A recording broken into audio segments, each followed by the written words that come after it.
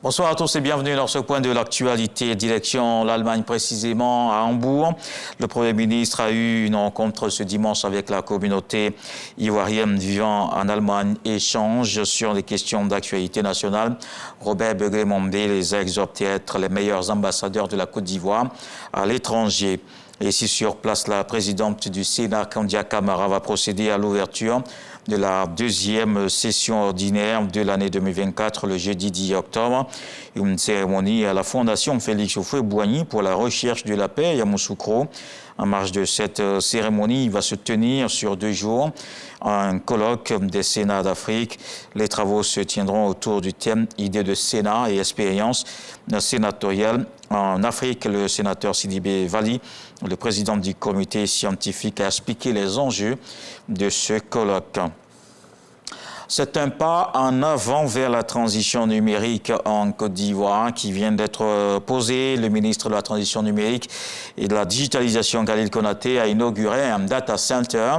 Il est situé au village des technologies à Grand-Bassam. Didier Nguessan.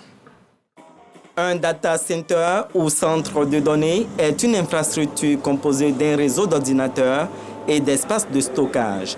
Le ministre de la Transition numérique et de la digitalisation, Khalil Konaté, inaugure ce data center situé au Vitib, village des technologies de l'information et de la biotechnologie.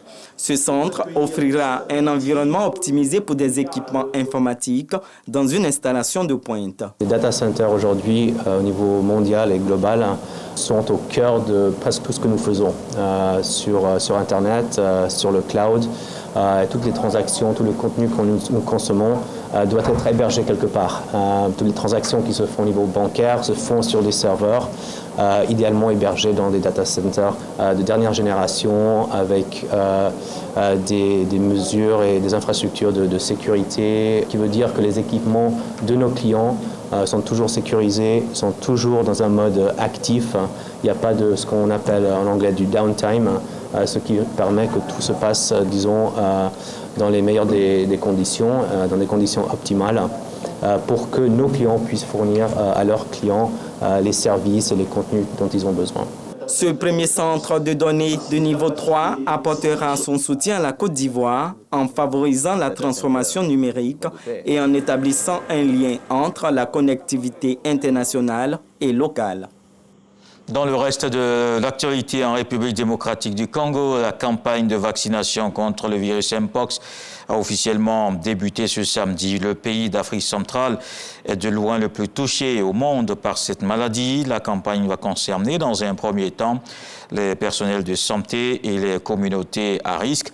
L'objectif de cette campagne vise à stopper cette épidémie en RDC. Le pays compte à ce jour plus de 30 000 cas suspects de Mpox et plus de 980 décès. Les autorités du Nord Kivu appellent la population à se faire vacciner pour éviter la propagation de cette épidémie. En Tunisie, les 9,7 millions d'électeurs étaient aux urnes ce dimanche et un rendez-vous pour désigner le président de la République parmi les 3 candidats en lice. Le président sortant, Kais Saied, fait face à 2 challengers, l'un du Parti nationaliste arabe et l'autre homme d'affaires, Zamel, actuellement en prison pour faux parrainage supposé. C'est la première fois qu'il y a si peu de candidats à une élection présidentielle. Après la révolution tunisienne, il va falloir attendre quelques jours encore. Il annonce des résultats globaux provisoires. On va terminer avec Israël qui a poursuivi ses bombardements au Liban et continuant donc de viser la banlieue sud de Beyrouth. 30 frappes ont été recensées dans la nuit de samedi à dimanche. Dans le même temps, à Gaza, une frappe israélienne sur une mosquée et une école a fait au moins 26 morts. Dans une communication téléphonique, le président français a indiqué au Premier ministre israélien que le temps du cessez-le-feu est désormais venu après lui avoir exprimé son soutien. Le Premier ministre libanais lui appelle ce dimanche. Le monde a fait pression sur Israël pour qu'il s'engage à un cessez-le-feu.